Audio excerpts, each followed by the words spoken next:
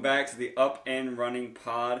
I'm Mike. Along here with me is Turkey. You're listening to the Up and Running Pod because whenever you get up and running, just know we're right there with you. Turkey, good to see you. Good to see you too, Mike, man. It's been a crazy week. No football this week, a little bit different, but definitely some good sports going on this week. Yeah, absolutely. Welcome back. We're welcoming back Justin to the pod. We did a Up and Running short. I don't know if you got a chance to see that. We highlighted the OT debate. And Justin, it's remarkable. That still is going on today. As we're recording this episode, the OT debate is still widely debated across the sports world. What an interesting topic that this Super Bowl gave. Another nugget this Super Bowl gave us. Yeah, so I really don't think that it's as big as people want it to be. I agree with a lot of the sentiment. If you watch the short there, you'll see Austin talk about you always kick the ball. You know, the hard part is in this particular game, in this scenario, it's the first time it's being done. It backfired on Shanahan, and that just, it kind of is what it is at this point. But it's one of those things that, you know, it's 6 one way, a half dozen the other, because it doesn't matter what he does there. If Mahomes goes down and scores a touchdown and all you can muster is a field goal, well, it would be a turnover on downs, you still lose the Super Bowl. So I don't know where you go from here as far as the numbers. Austin made some great points, but in a game like that, like you said, 3-3, you know, you come back for the third possession and you go down there and kick a field goal and you win the Super Bowl. The tough part is San Francisco's defense just faltered on the last 4 drives. They didn't do anything to stop Patrick Mahomes. Austin made a lot of good points with that. I still stick by my initial thought in that you have to kick it, or you have to take the ball there. Your defense was drowned. They were done, and they needed a break. And you hate saying that, you know, because you get the ball back, you go down, everybody's talking about going for 2, and I'm like, I just don't know that you can go for 2 in that scenario. If you're San Francisco, yes, you're going for 2. It's so many what ifs because of what happened in the game, but Kansas City just showed up in the fourth quarter, dominated the last 10 minutes of the game, really took it to San Francisco's defense. And I think at the end of the day, Shanahan did what he thought was best at the time. Just didn't work out for him. 99 times out of 100, you're probably going to kick the ball there. This scenario worked so poorly for their defense, being back-to-back drives, 23 plays in a long time. Yeah, and they had Mahomes magic, right? He stepped up and did it. Definitely a huge shout out to Austin. Thank you for coming on. Thank you for showing us the other side, because Justin and I were definitely on the side of San Fran taking the ball first. So Austin gave us a nice insight to the other side of the OT debate. We appreciate that. And also, what a nugget the Super Bowl gave us here. I mean, this is something that we're going to be debating for a long time. No doubt, many of you listeners are in group chats and you've been debating.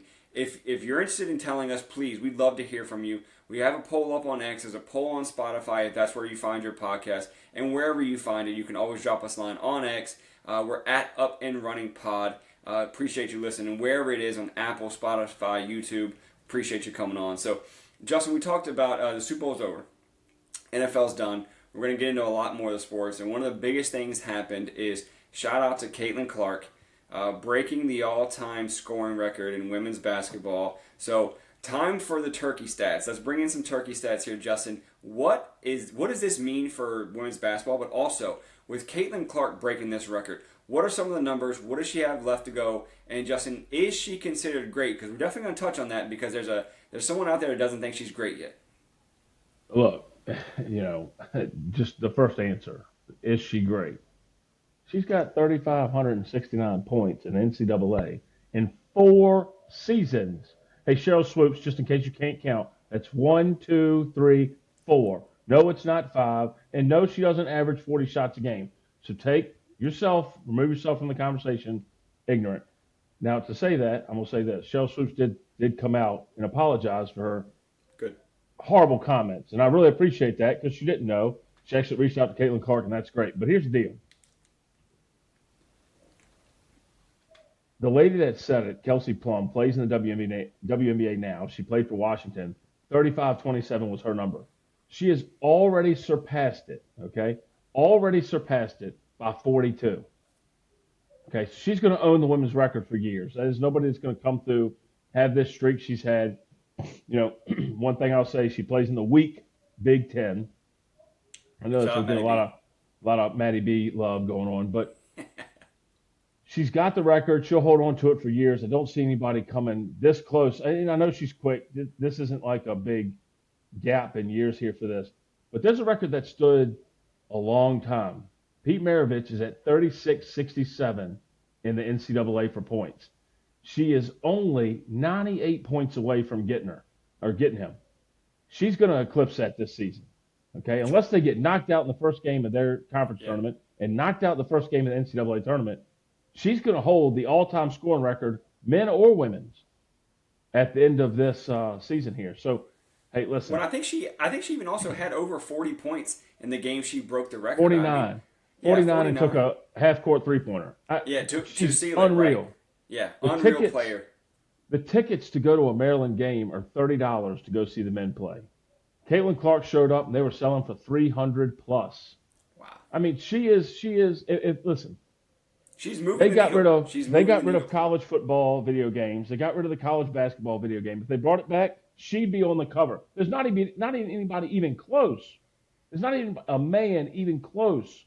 You would have her and the young lady from LSU on the front cover, and that's what you would have, and it would be phenomenal. Listen, I don't watch the WWBA. I think it's a great sport. I'm glad the women have something to do. That's fine. I'm not a fan. Don't watch the NBA.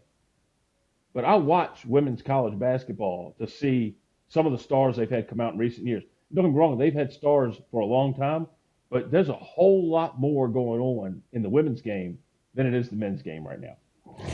Yeah, and listen, I was when we were in college and we were watching sports, you could watch anything that was a sport, we would watch it, right? I was a big Diana Taurasi fan, so I was a huge fan of her. Followed her some in the WNBA when she got there as well. Caitlin Clark is a joy to watch. She is a gamer, she's a baller, and can score from anywhere, which we just saw. So I was really thankful to see her win it. I was proud. I was happy to see her break that record. But she's going to do great things in WNBA. She's got a huge career ahead of her. But she's already great. And what blew me away was this argument of she hasn't won a title. Let's be honest. She didn't go to UConn or to Tennessee back in the day when Tennessee was in the prime. She didn't go to these schools that were just winning titles left and right. I mean, she's at Iowa, right? And she's doing big things in Iowa, and she's has the single season. The career scoring record for NCAA women's basketball. And you're going to tell me she's not great? What are we doing? It's the argument comes down to, and this is one that people will debate for years. When it happens, it'll probably happen next season if Hill can stay healthy. But in the NFL, Calvin Johnson set the single season receiving yards record in 16 games. Now they play 17. You have a chance when Caitlin Clark came in to this. She could legitimately play 6 seasons of basketball. Okay, that used to be 4 was the max and you're out. Well, then you had the red shirt years. You can play a couple games where you're not allowed. Your red shirt's not gone. Then you have an injury year where if you're out half the season you can get back. Then you have the COVID year. But I mean, you're talking some players, Bo Nix in football, have been in the NCAA eligibility. Their whole 20s. They're almost 30 years old still playing. She did this in 4 years, and not that Kelsey Plume didn't do, but she did it in 4 years, in probably the most prominent time of women's college basketball. As far as there isn't one team dominating. There's a conference right now. LSU and South Carolina both reign from the SEC. But there's a whole lot of good women's basketball teams out there. And she's out here dominating, scoring points. And she's not standing under the rim and just having layups and, jump shots. She's out at half court taking shots. Well, and I also, listen, here's my thing. I think to your point about her, I'd love to see the stats on how many games played she's actually played in versus some of the other women on the list of scoring, because I'd like to know how many games she's played in when it comes to that. So if you're a stat person out there, hit us up. I know Tolman's listening. He comes in with all the stats you can possibly imagine. So Tolman, hit us up. But one thing getting to this, we're going to touch on this as we get later on in the year because we have something lined up for this when we talk about college versus pro sport, because I'm a huge fan of college sports. I actually watch a lot more college basketball, college football than I do the NFL, than I do the NBA. I find the college game to be more fascinating. I enjoy it more.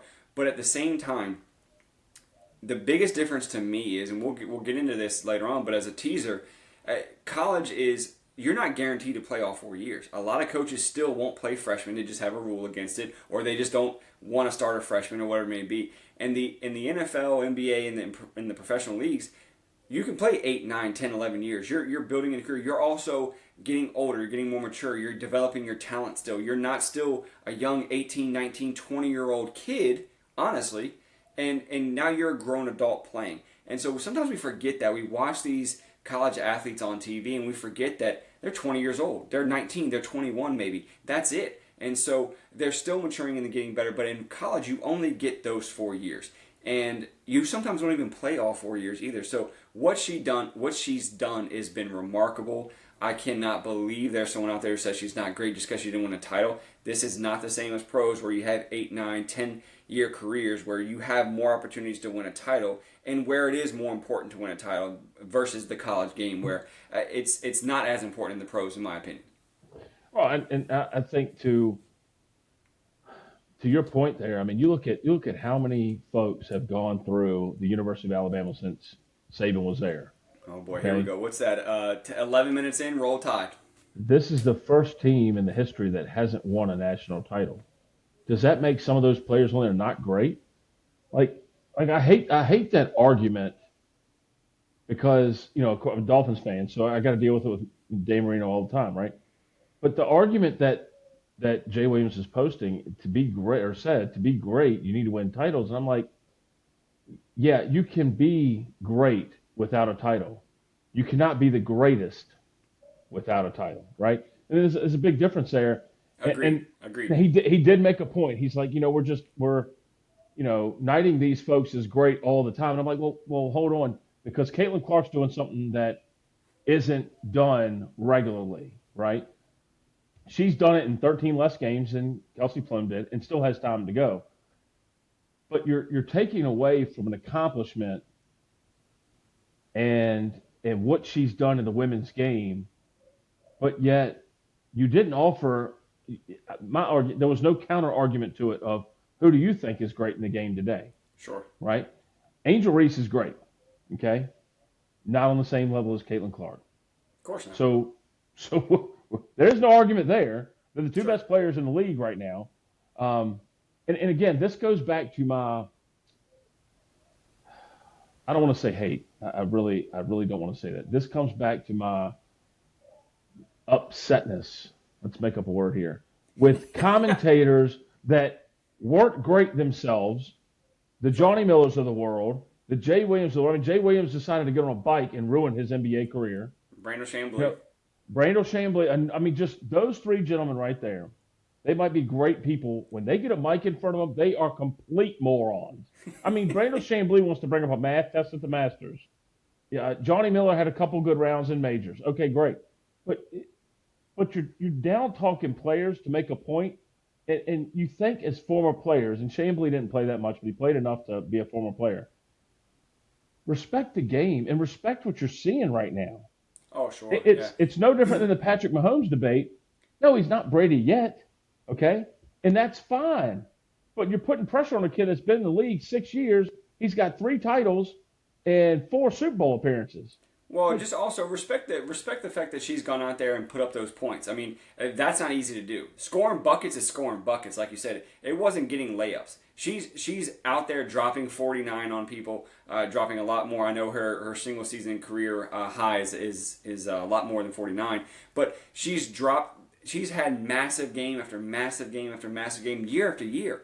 Recognize that she is great, because she is, and now she's the career scoring leader in NCAA Division I women's basketball. And so congratulations to Caitlin Clark. So, Justin, from one greatness to not so great.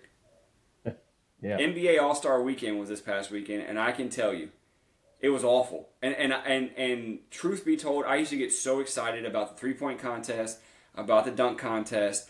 The game I never really paid attention to much, but reports have come out that the game was even worse. I think Adam Silver was even just disappointed handing the trophy out. I know you have some thoughts on that. And also, the dunk contest has gotten horrible. The only thing I was really excited for was the Steph Curry calling out Sabrina. Sabrina three-point contest. Steph Curry did deliver, but man, Sabrina was right there. That was a show to see. I caught the highlights of that. So, I mean, Justin, walk us through how bad this is getting. And this might not be a bold prediction for some, but I do think out of the major professional sports, the NBA has the worst product. Uh, There's there's not even a question of if it's the worst product in the world. It is by far. It was so horrible.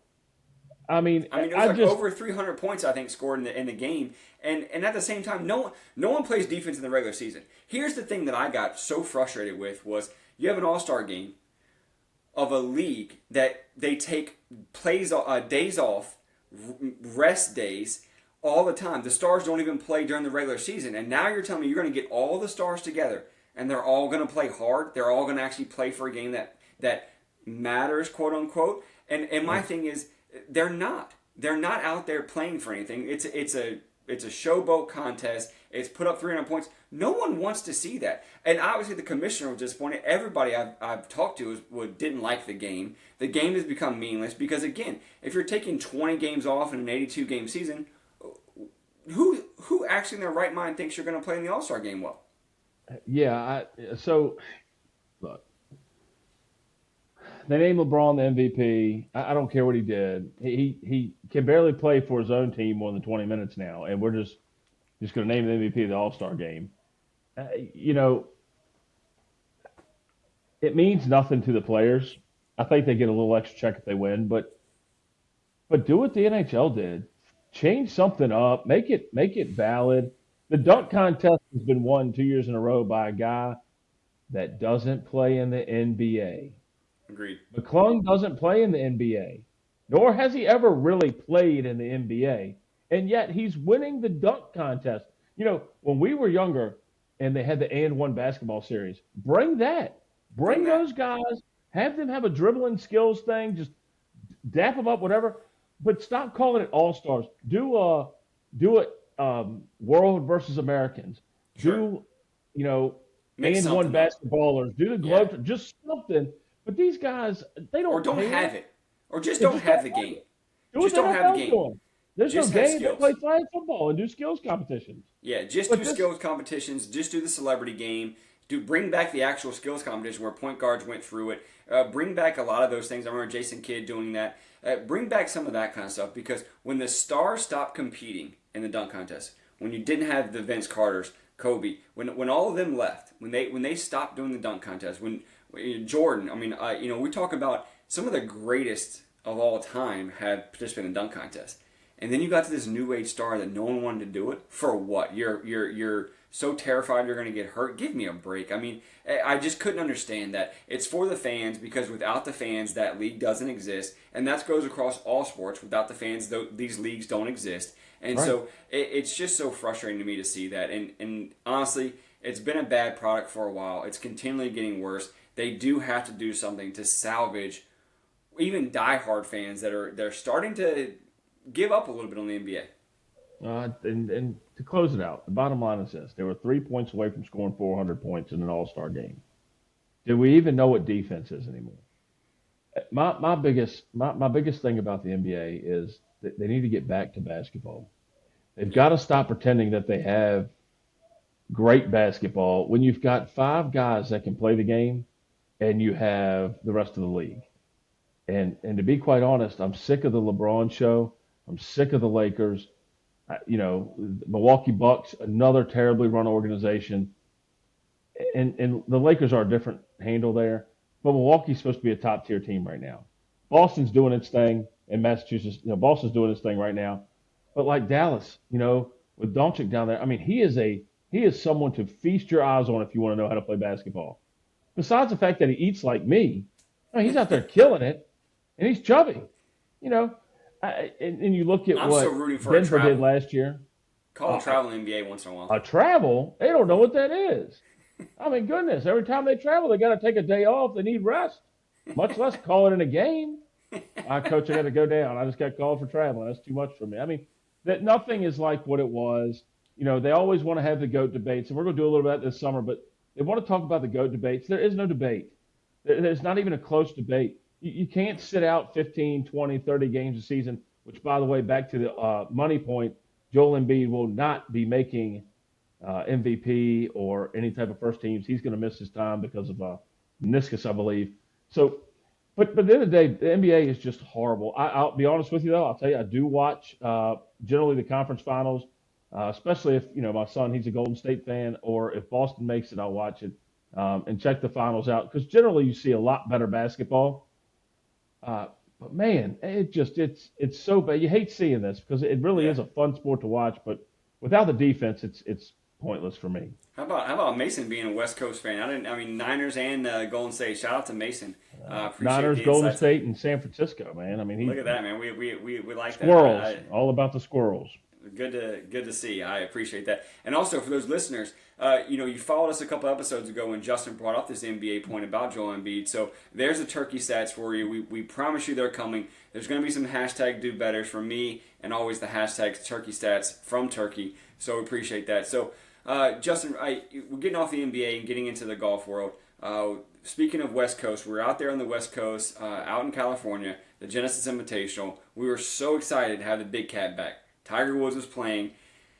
A little shaky in round one. It drove the ball really well. He's just not crisp with his irons. He's just not hitting approach shots that we're used to seeing the Tiger Bowl to hit it to 6-7 feet. They're flying the green. They're sometimes coming up short. A lot of block rights I saw. But then, Justin, we didn't get to see him on the weekend. What happened?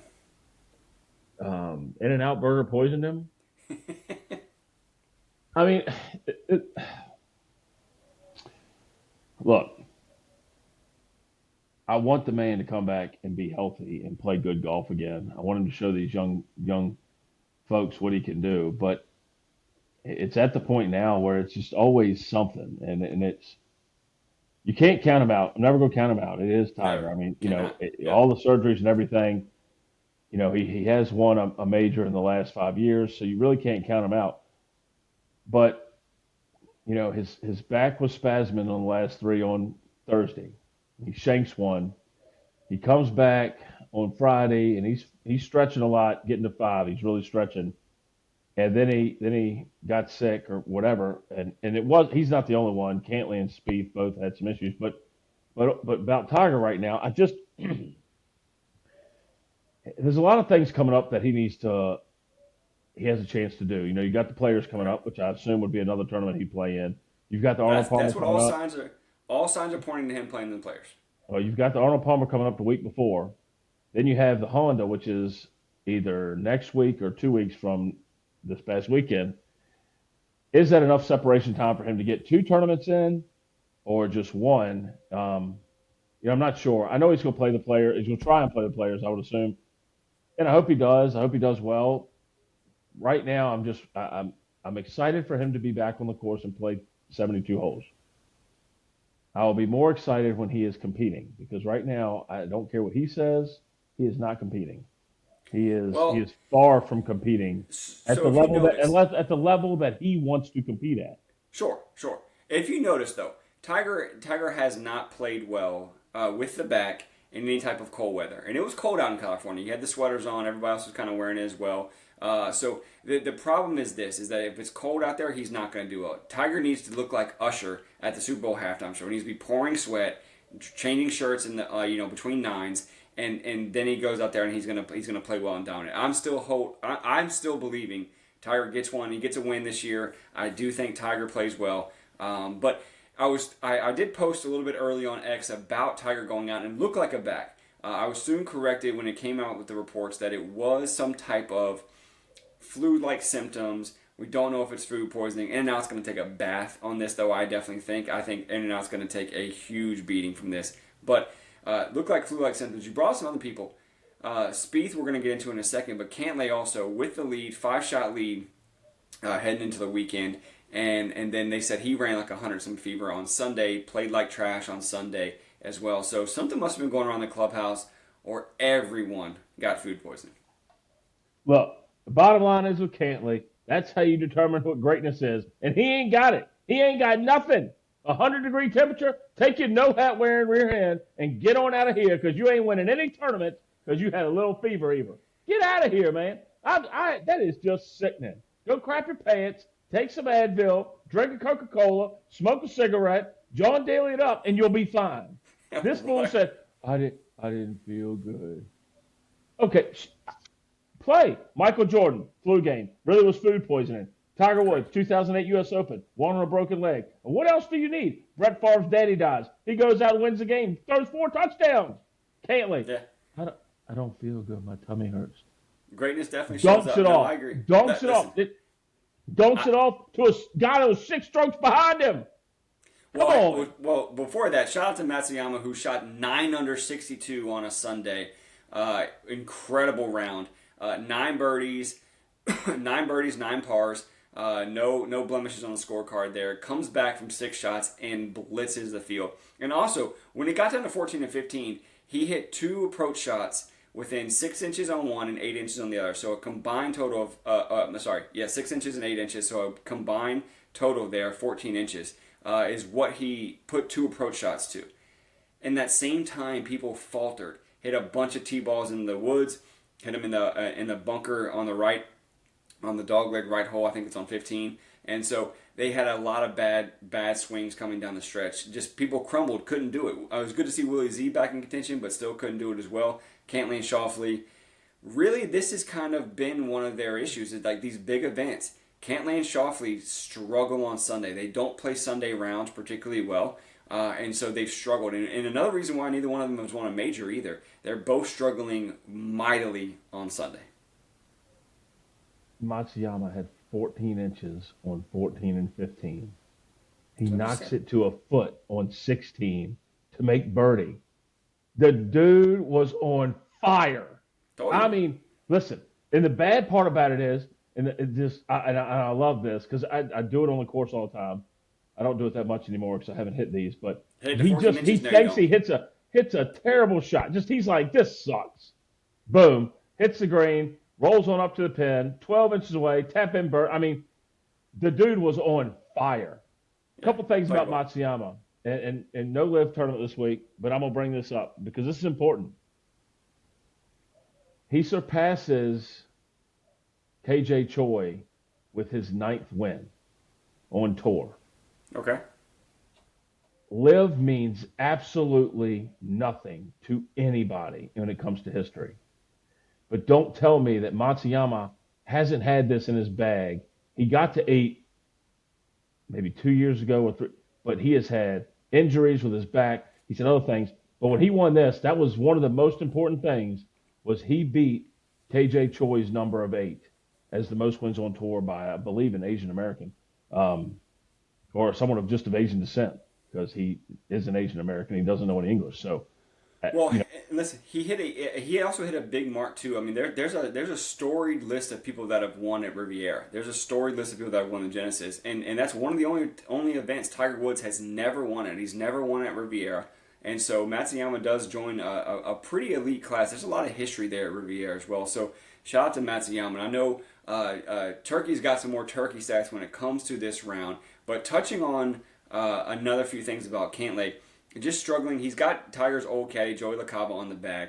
And so that has also, in a positive news for Cantlay, helped him speed up. There's reports coming out from the courses that he's much faster over the golf ball. He's not taking as much time because we all know the famous scene when Brooks and John Rahm are standing on the tee box in Augusta and they're just waiting for Cantlay, and it's just painfully slow over a 4-footer, and it's just hit the ball. But now there has been reports that he has speed up, and all signs have been pointing to thanks to Joey LaCava. So shout out to Joey LaCava, Tiger's old caddy, for getting Cantlay sped up. So I was happy to see that. One of the quick things we're going to touch on before we get into some Turkey stats, because I know you got some for us, is the golf coverage continues to drive me insane.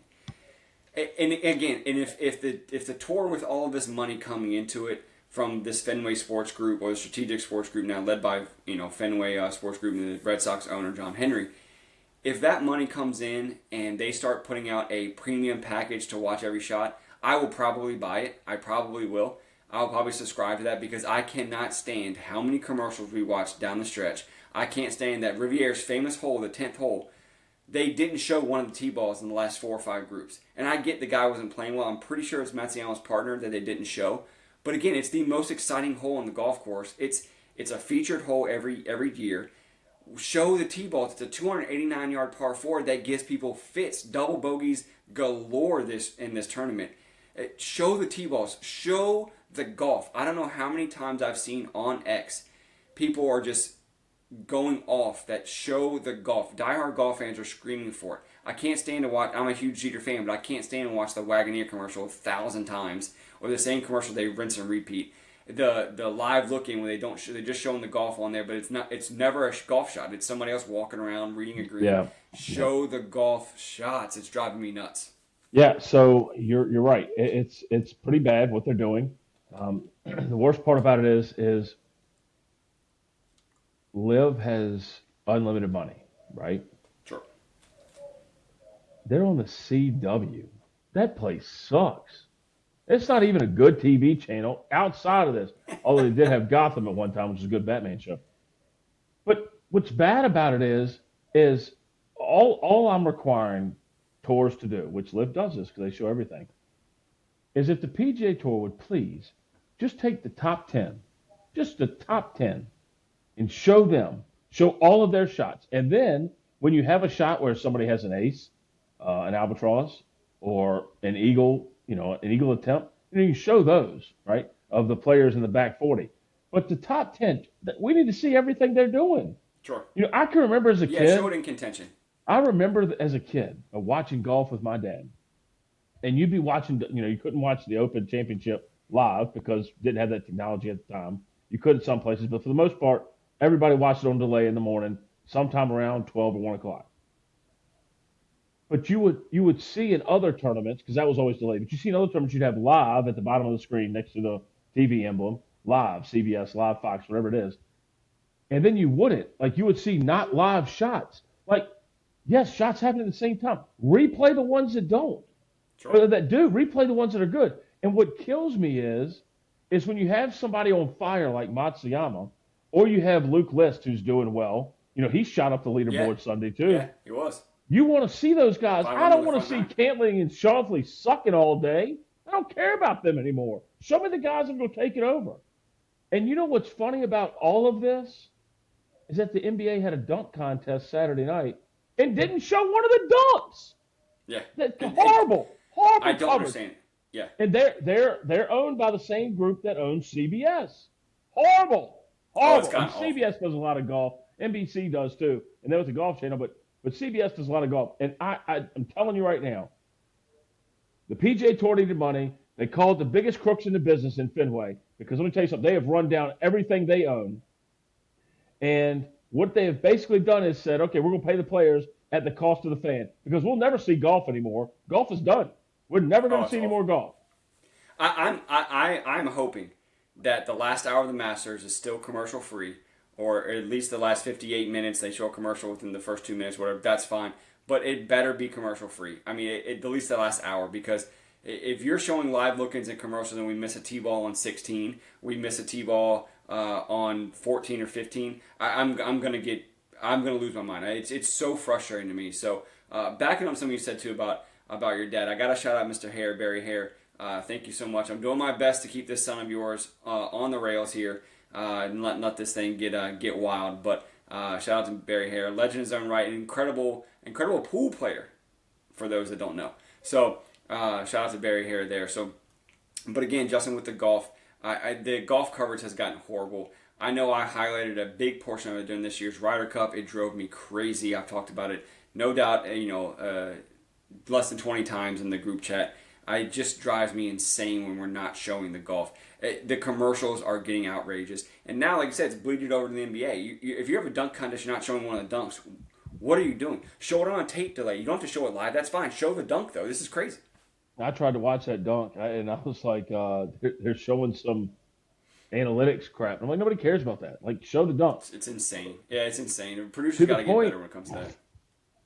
We haven't talked about this on the show yet, but ESPN has got 8 other people that do sports, and they're all coming together, Turner and all these guys, HBO and all these people. That could be a great thing. Unless it ruins the featured holes and the featured groups, because ESPN does a great job of giving you golf coverage.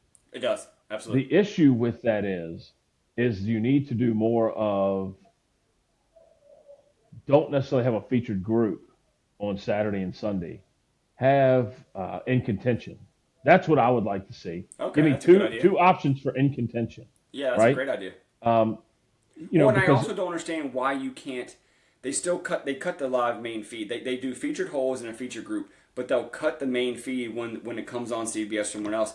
It's a paid prescription. If I'm paying for this prescription for ESPN Plus, which is the only way you can watch it, you still should be able to see the live main feed. And that's my issue with that is that I can only watch the featured groups, but I can't watch the in contention or the coverage when it comes to that. So why not? It's a paid prescription. It's a paid subscription. I should be able to still watch that. Yeah, so I agree. I did look for it this week, and I agree with you. The issue with it is it comes down to rights, and Sure. so CBS does a good job writing their rights up, and I'm sure everybody does, but CBS did a good job with their sports rights, right?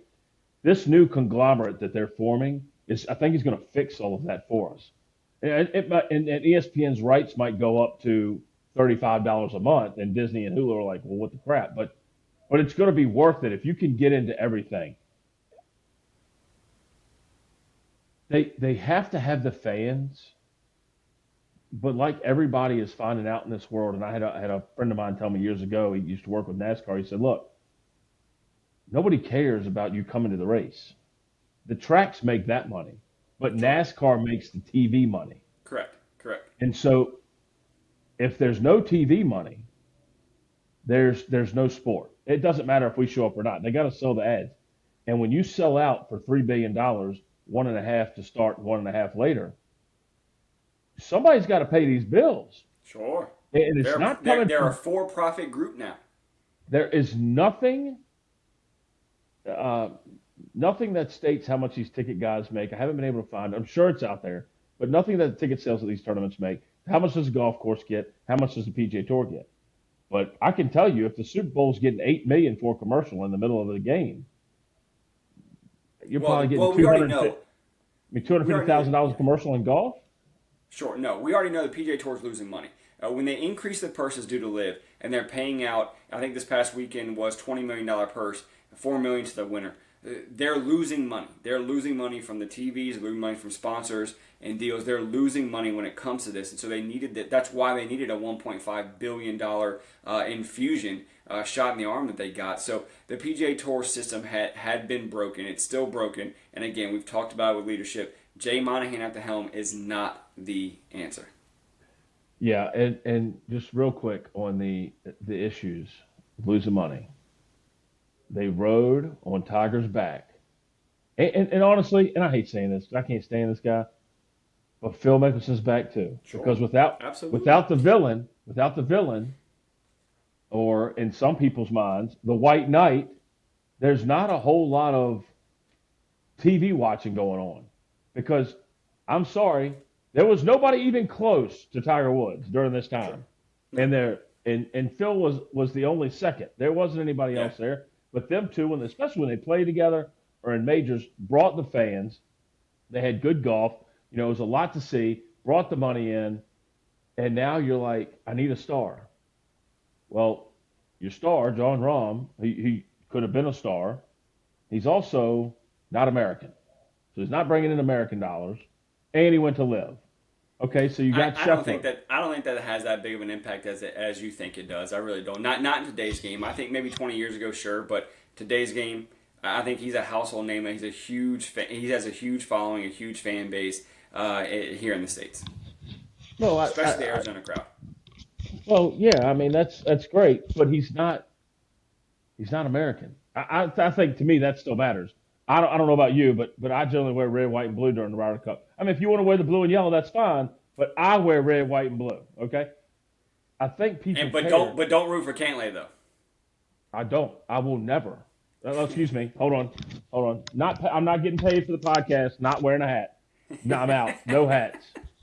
But the big thing I think that you're missing here is when you watch tennis, okay, and you had Agassi and Sampras, the Americans tuned in a lot more.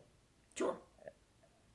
I watched Federer from the casual fan standpoint, sure. Right. Yeah. I mean, and that's a big deal because your viewership numbers have got to.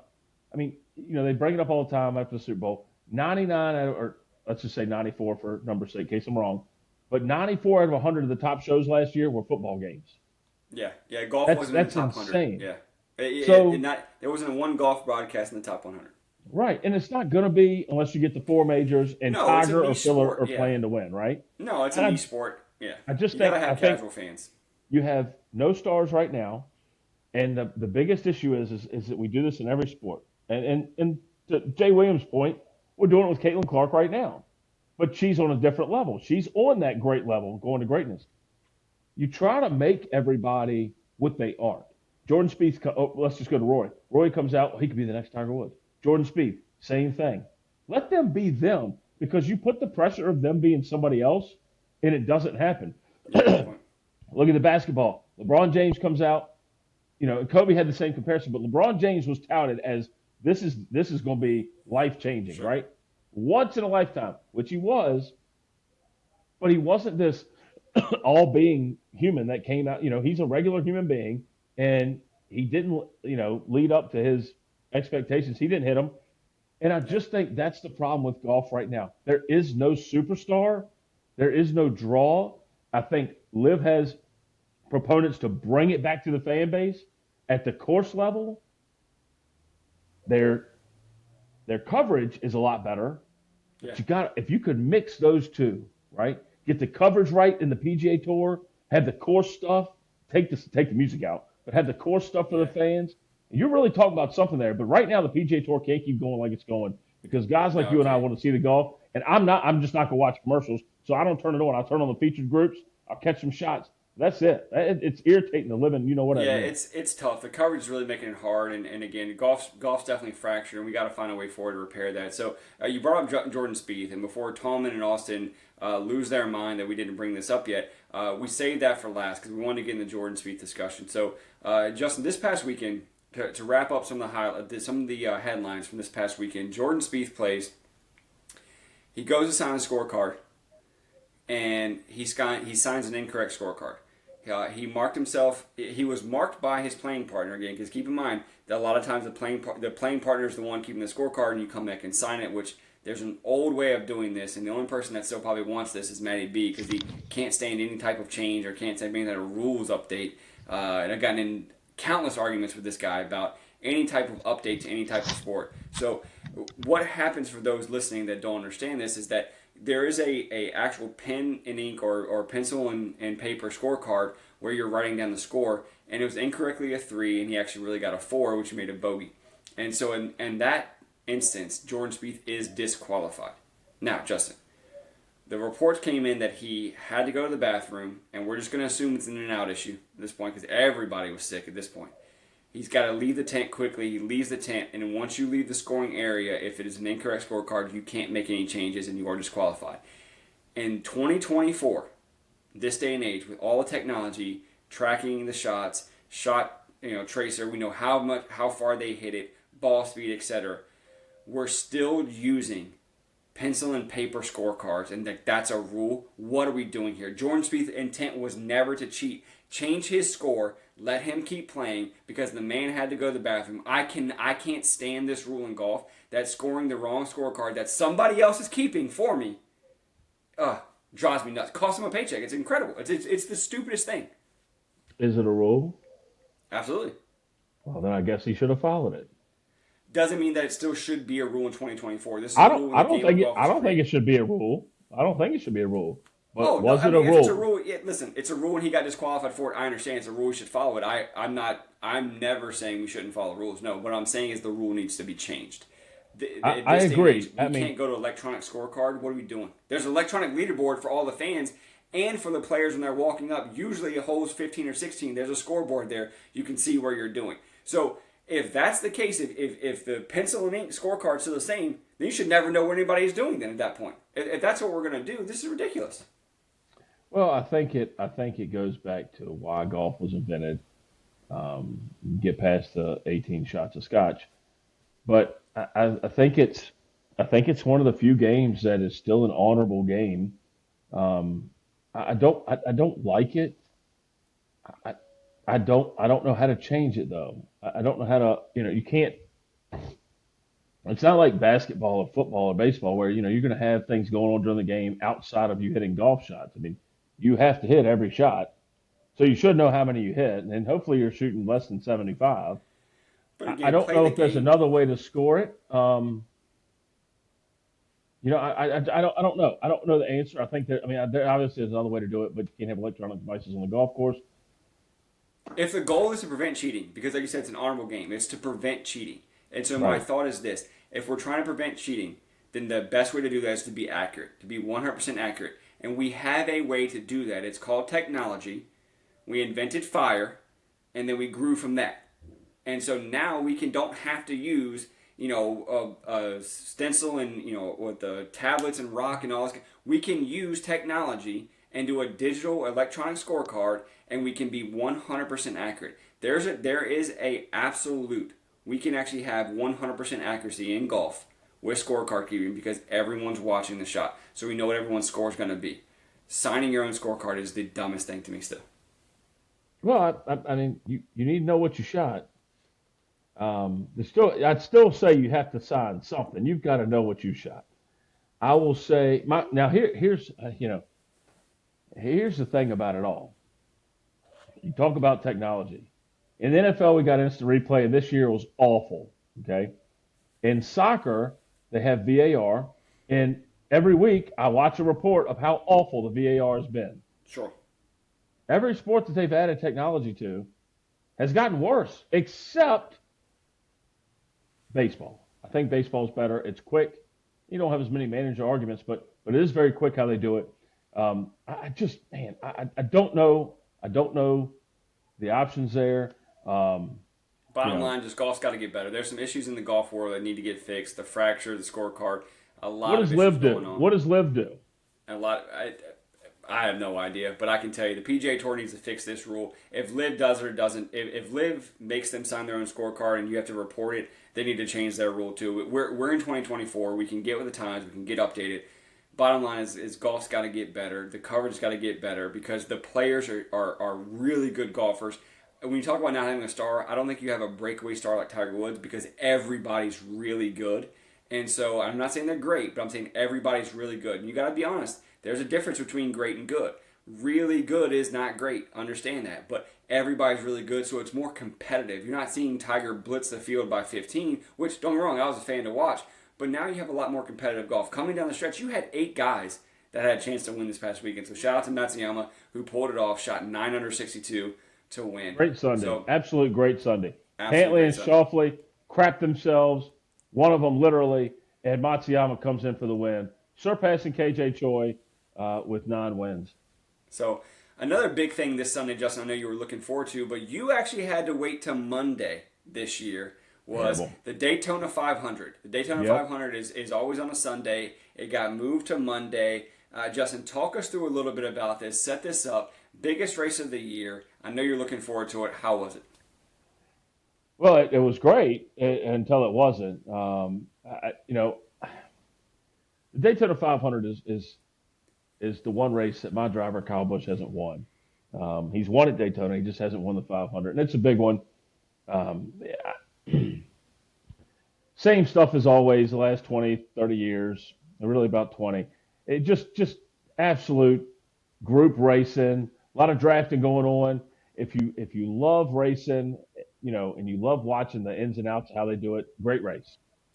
Come down to about 10 to go, and the eventual winner, William Byron, comes down on Keselowski, turns him sideways into the wall, takes out Logano, takes out Denny Hamlin. And I'll tell you right now, as much as watching Cantley just fumble away his chances Sunday, nothing highlights my day more than Joey Logano and Denny Hamlin getting knocked out of a race. Nothing makes me happier. Well, Um, what I thought was frustrating though is that, and again, I'm not the biggest race fan as you are, but what I think is frustrating is Joey Logano leads for a race leading 45 laps. He led more laps than anyone else, so he leads for 45 laps. You get down the last 10, he's fighting for third, and then the wreck happens behind him. He gets pushed. The wreck gets pushed up into him, and the person that causes the wreck still keeps racing. But I think you had like a 20-car wreck, I think right at the end of the race, which yeah, all of these guys get wrecked out. and now you're finishing with a dramatically lower field than what you started with. And I understand, listen, that's racing for a lot of it, but that's got to be so frustrating for the Logano camp. Oh, it's the most expensive day in NASCAR by far. All three of them, the 500, the Xfinity, and then the Truck Series. It's the most expensive day. But here's the thing: you win that race, and you're in history. Your car, they take your car away that day, goes into the museum for a whole year. They're doing a lot different. You're not risking some of that stuff. But William Byron, I've watched this video 10 times now. He literally went down to he was trying to go to the pan, went down to the floor, smoked Keselowski's right rear corner, and just turned him up in the wall. It wasn't like a love tap, and he took him out, and it was great. I'm just loving it. And Keselowski's not a bad guy. It had shades of Days of Thunder, it looked like. I mean, it was awesome. I mean, everybody was going nuts, and then I see the 11 car isn't going. I'm like, yes. And then it got bad because Kyle Busch comes out in eighth. He goes out. He's got this 77 behind him, and I just don't know who that is because it was like a no-sponsor car. They go out to make it 3 wide. Chase Elliott goes with them, and the 77 couldn't keep pace. So Busch and Elliott just dogged it all the way back to the end of the field. And then there was a glimmer of hope there at the end. Byron and Bowman are coming to the white flag. So if for those who don't know, if a white flag waves, the race is over. The next flag stops it. So it's caution or the checkered flag. They're coming to the start-finish line, and as they're crossing it, it starts to happen in the back. Another accident, yellow flag comes out, race is over. Kyle Busch goes another year without a Daytona 500 win. But William Byron goes to Liberty University, or he's graduated now. But he's a good kid. Took over for Jeff Gordon at Hendrick Motorsports. Hendricks started 40 years ago on Monday, and got another 500 win for him. Great finish to the race. I mean, there was some good driving going on. Just you hate to see that at these speedways. And they're in Atlanta this week, so another speedway race. But at the end of the day, a lot of that's what gets their viewership up. More wrecks, more people. I love watching the racing, but the wrecks are pretty good. I thought it was fascinating to see this kid William Byron that he learned a lot of his skills and honed his skills driving simulations and driving on a computer. Yep. And I think he learned from that. We've seen the movies come out. Gran Turismo is a great movie to watch. An F1 driver, excuse me, gets a chance to do that, or drove in Le Mans as well. Street racing, not street racing, but drove in Le Mans, and he became a world class driver just from playing a video game or these real life simulations. And so with this young man getting a chance to win the Daytona 500, I think that's fascinating to see. I think that's a fascinating aspect, that learning that way, because it just shows you that there's different ways of coming up, there's different ways of doing things. And to your part, what you brought earlier is be yourself, be you, be true to yourself, be true to who you are, how you want to practice, how you want to learn, how you're coming up, because that's important. Because don't let the sport try to make you be somebody else. Don't let the sport try to make a Jordan Spieth into a Tiger or a LeBron into Michael Jordan. Be yourself, be who you are. So I thought that was a cool aspect. Yeah, I absolutely am excited for this season. They took away the Bristol dirt track race, which it's a little bit of a show, more of a circus than it is a race, but it's something different. And the one thing I will say that I wish the PGA Tour would follow is, and I know it's different with golf. You can't just make all these different things. You can't have a house in the middle of a golf course like you do on a putt-putt. But NASCAR's trying to change things up to make it better for the fans, right? They're doing things differently, and a lot of the old heads don't like it. A lot of the old heads don't like what the PGA Tour is doing, but you got to do something. You got to adapt to the times. NASCAR, PGA, baseball, their fans aren't coming back. You've got to make them come back. You got to, the diehard fan is great, and you don't want to disrespect them, but you've got to bring them back. You got to bring some young blood in there. I think NASCAR's doing a good job. Baseball's doing it with the time thing. Everybody loves to go to a baseball game. Are they getting the TV viewers? I don't know. But the shorter games are definitely, the parks are seeing the money come in. The PGA Tour's got to get on board with that. But NASCAR's doing things differently. They're always trying to update the cars, make safer cars. Probably going to get burned. They're trying to come out with an electric car series. That's probably not going to work out for them and their demographic. But at least they're trying something, and you really love to see it. They've got a lot of young drivers in there. They've got a lot of good old drivers in there too. But well, I can't. I want to see. I'm trying to envision what this electric car series would even be. I mean, I guess there's 0 pits at this point, or I guess just for tires, because You're not going to go there and sit in a charging station for 45 minutes and we all have to watch commercials for 45 minutes. I couldn't stand that. Give me a break. Yeah, So, it's different, but yeah. you talked about old heads, so this is a shout out to one of our fans that came on a post that we put up on X about the waste management. If you haven't seen it, check out the short clip we posted on X about our hashtag Do Better. It was my segment on the waste management Phoenix Open, and we talked about how the fans got a little unruly and it got out of hand, and we got into detail about that. We had someone commented that we're old heads, we don't know what we're talking about, and that it's an absolute blast to be there, and that they're going to run it back next year. So, hey, appreciate you reaching out to us. We love the interaction with our fans. We love the interaction with our listeners. So, I got to give that a shout out that we had someone comment that they're absolutely on the opposite side of us on the waste management. They said they're running it back next year. So, wish them the best luck. I hope you stay safe. I hope you and your crew stay safe, and please come home safe from that. So, I had to give that a quick shout out on that one. So, Justin, wrapping up the NASCAR for us. Where does the season go here? You said they're going to another speedway from here. What are you looking forward to when it comes to this NASCAR season? I'm looking for Kyle Busch to have a championship in the 8 car. But no, really, I think what I'm really looking forward to is these guys are getting back into pre-2020, or post-2020 racing and being able to do more. A lot of these guys are running dirt tracks. Kyle is running with his son Brexton. Kevin Harvick's running with his son. It's fun to watch the old heads have their sons competing and these young guys doing things on the smaller stuff. I'm really excited for NASCAR, watching on Sundays and Saturdays. Richmond's bringing back night racing here, but I'm really excited because we've got a local kid in town racing on the Cars Tour, but a lot of the smaller tracks in the smaller divisions of NASCAR are going to start running a lot more races, and hopefully that money's going to keep filtering in. They're talking about opening up Southside Speedway. Nice. So I'm hoping to get people out to see more, my family out to see more races, because I really do enjoy it. Like, it's a lot of fun to go, whether you know the drivers or not. The big thing is Brandy and I have never been to Richmond together. I've been, she's been to a couple other tracks. I really want to get there and just, especially night racing. You can't beat night racing at Richmond. Excited to go there. NASCAR is something that if you loved it growing up, regardless of what they're doing, racing's still racing. They still have some bumping. They still have all that. But watching how intense these guys get, honestly, what really sucks about their coverage is Fox gets half of them and that NBC gets half of them. And Clint Boyer and Kevin Harvick are going to be great this year. I'm excited to see that duo in the booth. It's always exciting for me because it's another year to watch some fun stuff. It's a lot of the guys there. I really enjoy it. I do enjoy watching it on TV. So.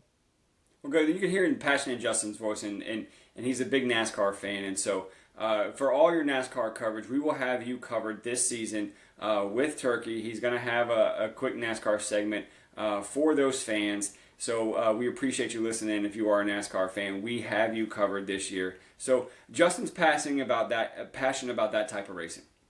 Switching to another type of racing that's getting started, and it runs just about year round, but the 3-year-old season is kicking off in horse racing, a sport that I love, that I grew up watching. And so the 3-year-old season is alive and well. And what that means for those listeners that are out there, the Kentucky Derby. No doubt if you've never followed horse racing and you only know a little bit about it, no doubt you definitely know the Kentucky Derby. It happens on the first Saturday in May, but it's only for 3-year-olds running that season. And so horses don't have birthdays in a sense. Horses are by calendar year, not an actual date, but the calendar year you were born. When the calendar turns, now you're a year older. It doesn't matter if you were born in January or if you were born in December of that year. When that calendar turns, that's when your age is increased by a year. So you go with the calendar. So when you're a 3-year-old in 2024, which we are now, that you get a chance to race in these 3-year-old races. And so that's how you qualify for the Kentucky Derby. So Justin, we had one this past weekend down at the fairgrounds in Louisiana. And Chad Brown, Hall of Fame trainer, and Tyler Gaffalione aboard Sierra Leone rumps in the mud. Got up in the last 16th and gets up and wins by a length. But when I say rump, I mean it because the pace was very fast on this race, and for a horse to come from seventh or eighth in the pack and to go 10 wide of the stretch and come barreling down and to get this win, that's the type of winning race that can win a Kentucky Derby, especially in the slop, which we've seen it happen in about half the years of the past decade. So, and what I mean by that is this. The stretch run is actually the last final run when you come off the last turn. So for those listeners that are not familiar with horse racing, we're definitely going to go through a lot of that as the year goes on, as we build up to Kentucky Derby 150. It's the 150th running of the Kentucky Derby this year, Justin. I'm really excited for it. Oh yeah, I'm excited. It's coming. I did a little preview today about another race coming up this weekend, but what's really exciting about it is my brother James, him and his wife. His wife actually works for a stable, so she knows a lot of the horse racing here locally at Colonial Downs, and it's really cool to have family that's a part of it and kind of go Absolutely. see them. We did our little trip last year to Colonial Downs and watched some awesome horse racing. Sure did. But it's one of those things that I'm a big cat kind of guy. It's an animal that I love to watch. But when you watch horses run and their muscles and just how big these animals really are, and then when they're done, they're sweating, and you're just like, that athlete right there just was a beast, and you love to see that kind of stuff, just the fight and how for 2 minutes their day is made just going out chasing the wind, and you don't get And that's anything yeah. better than Kentucky Derby. No, they don't, and people don't realize this too. Uh, horses are athletes, despite what Matty B will try to argue and tell you. All day Horses are long. they want to compete, they want to race, they want to run against each other, they want to do it, and so they are athletes and they want to compete, and so we see that, and it's awesome to see the passion they have on the racetrack. There has been some equine fatalities, and that's been horrible to see. No one's rooting for that, and so that's another sport that does need to get cleaned up some of the PGA Tour. But you talked about this coming weekend, Justin. We're definitely going to highlight some of that throughout the year as we get closer to Kentucky Derby 150. We're hoping to have a special guest on here. It's from the Horse Racing Happy Hour. It's a massive horse racing pod. I've had the privilege of being on there once or twice. I've gotten to meet the host, Louis Rabeau, in person, an incredible human being. So if we could steal 5 minutes of his time, we're going to try to have on one of our horse racing preview shows, probably the Derby preview show. But you talked about horse racing this weekend, Justin, a race you're looking forward to. I'm definitely looking forward to it as well. It's out at Oaklawn Park. It's the Rebel. It's a 3-year-old race. It is a Kentucky Derby prep race. And so Brad Cox has been a staple of a trainer out in Oaklawn. That's where he starts a lot of his year. He's based at Churchill Downs, grew up minutes from the track, an incredible human being. And so he's got a massive runner in Timberlake this weekend, a huge favorite to win the Rebel, which is the lead up race to the Arkansas Derby, ran at Oaklawn Park. Yeah, so Timberlake comes off 6-5. He's got a new jockey on him this week. One of the big things that I was reading about him is in his last two starts he has a win, but one of the Derby favorites, Fierceness, he finished fourth to him in his last outing. So we'll see what he has to do. The one I'm looking at is Just Steel. Comes off at 7-2. He's got Vasquez on his back, who has 2 Rebel wins. Really good speed. He's ready to go. I think he's Yeah. ready to go. You got I think Northern that's the Flame in only there. Yeah, I do think that's the only contender to Timberlake. So Christian Torres is the jockey on Timberlake. That is a Brad Cox jockey out at Oaklawn. He does ride for him some. So I think he's also riding Brad Cox's filly in 2 races earlier called West Omaha. And so that's another Brad Cox horse, Brad Cox train. He's got the favorite in that race. The filly race is the day before the Kentucky Derby on the first Friday in May, which is the Kentucky Oaks. And so that is where the 3-year-old fillies get a chance to shine and have their major race. So Brad Cox has got 2 major players, one in the Oaks, or hopefully on the Oaks Trail, and then one on the Derby Trail in Timberlake. So I agree with you. I think Steele has a good shot. Just Steele has a good shot at getting Timberlake, but Timberlake is on the up and up. I do believe. I think Brad Cox is going to have him ready to roll this Saturday. I really and listen. I'm good with that. I'm good with that there. I just Torres has got to stay with him now. I mean, that's got to be his Derby jockey at this point. You know, in my opinion, the consistency, the horse has to have that consistency, right? It's one of these things that for me, you go back and watch and look, if you change jockeys in, let's say, 4 races leading up and then you change him for the Kentucky Derby, or he has that jockey and then you have a break with him and then you go to somebody else, the horse might not evolve to that really well. It might change his mindset up. He might be expecting a whip and doesn't get it, whatever it might be. So I hope he stays on him and I hope he does well. I mean, yeah, he's definitely the odds-on favorite here. Yeah. We'll see.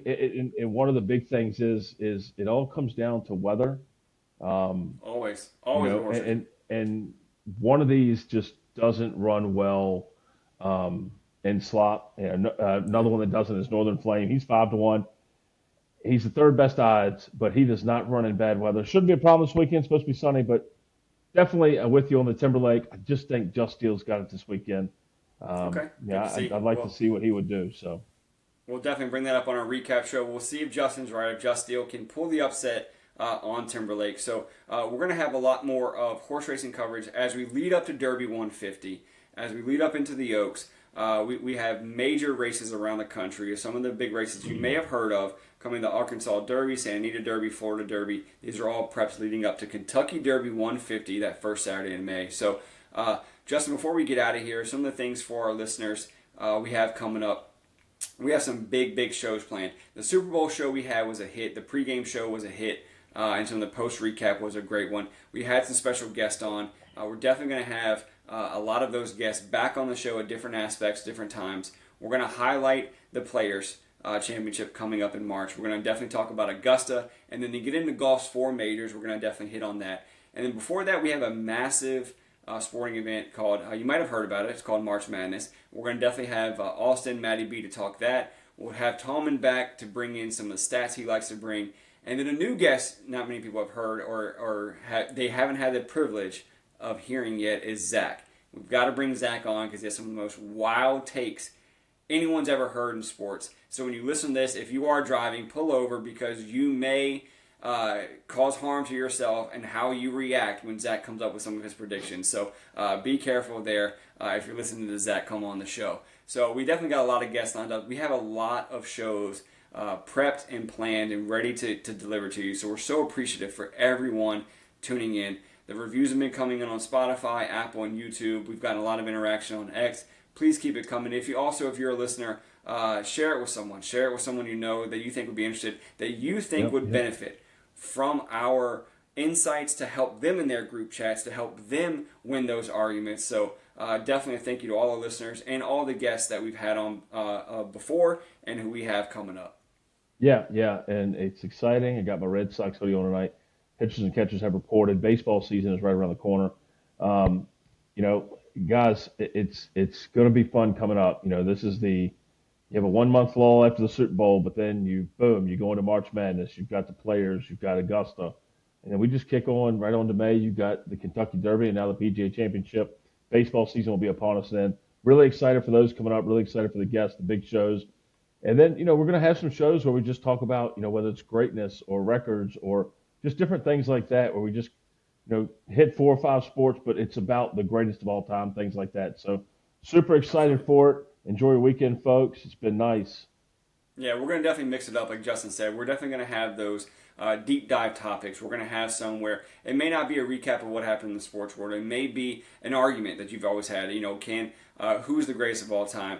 Can, different topics in basketball, different topics in baseball, football, and then also into golf. So we're definitely looking forward to that. We have a different spin on some shows we're going to try out. So we have some things in the works coming, so please stay tuned. We're excited to have everyone.